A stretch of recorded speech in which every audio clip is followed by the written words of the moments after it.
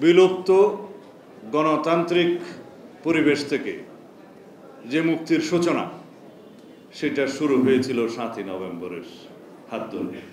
সেই জন্যই 7ই নভেম্বরের গুরুত্ব ভূমিকা আমাদের জাতীয় জীবনে দ্বিতীয় সর্বোচ্চ। প্রথম সর্বোচ্চ অবশ্যই বাংলাদেশের জাতীয় জীবনের স্বাধীনতা যুদ্ধ।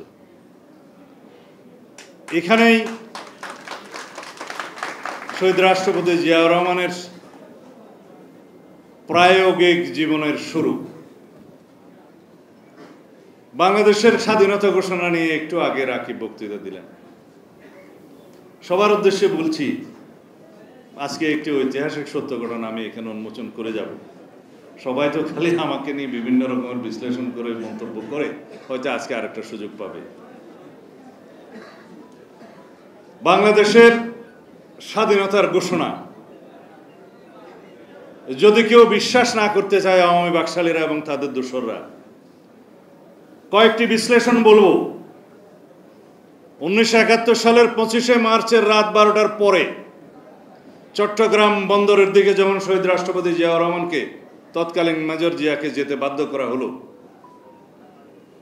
তার কমান্ডিং অফিসার ছিলেন লেফটেন্যান্ট কর্নেল জানজোয়া এবং বাঙালি অফিসাররা, 8th বেঙ্গল রেজিমেন্টের অফিসাররা বুঝতে পেরে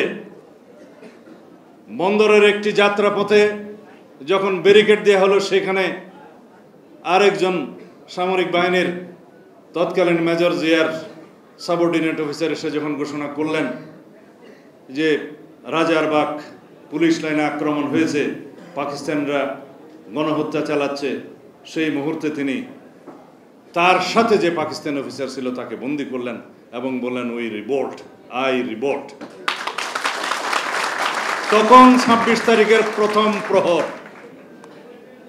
তারপরে তিনি ফিরে গেলেন এবং কর্নেল জানজুয়াকে তিনি অ্যারেস্ট করলেন, তারপরে তাকে হত্যা করলেন।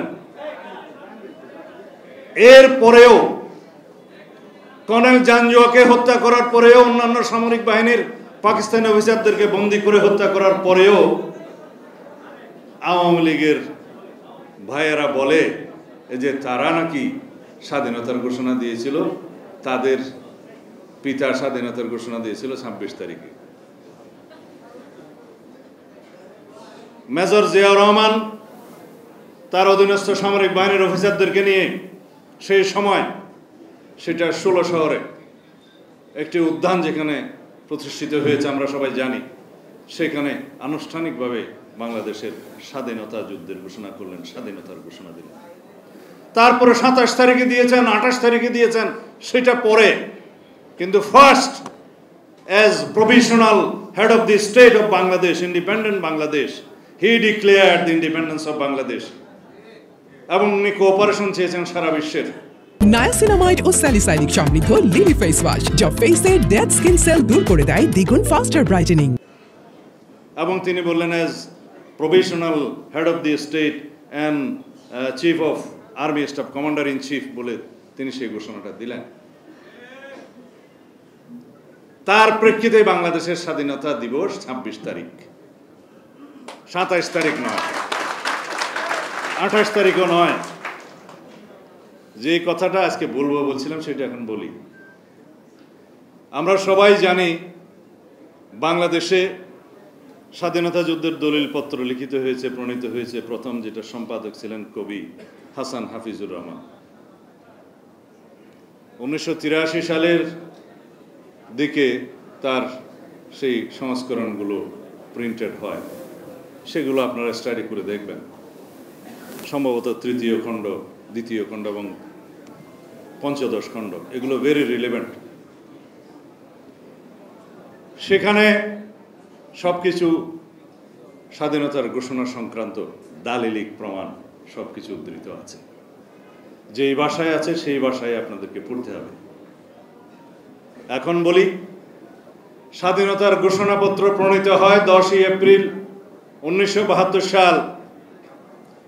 আনুষ্ঠানিকভাবে সেটার মন্ত্রিপরিষদ গঠন এবং প্রয়োগ করা হয় 17 এপ্রিল। সেটার মেহেরপুরের আম্রকাননে তার নাম পরে মুজিবনগর দেয়া হয়। সেই স্বাধীনতার ঘোষণাপত্রে কি আছে?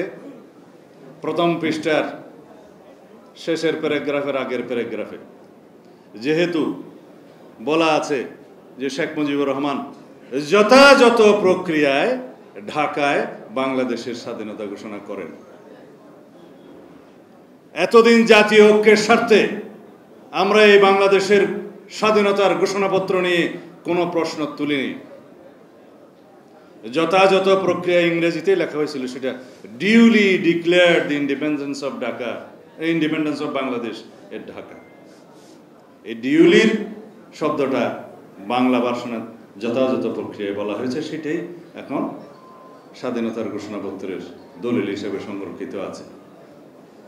যদি তাই হয়, তৎকালীন প্রধানমন্ত্রী, প্রবাসী সরকারের প্রধানমন্ত্রী, বাংলাদেশের স্বাধীনতার পরে প্রথম প্রধানমন্ত্রী তাজউদ্দিন সাহেব সেটা বলেন নাই কেন?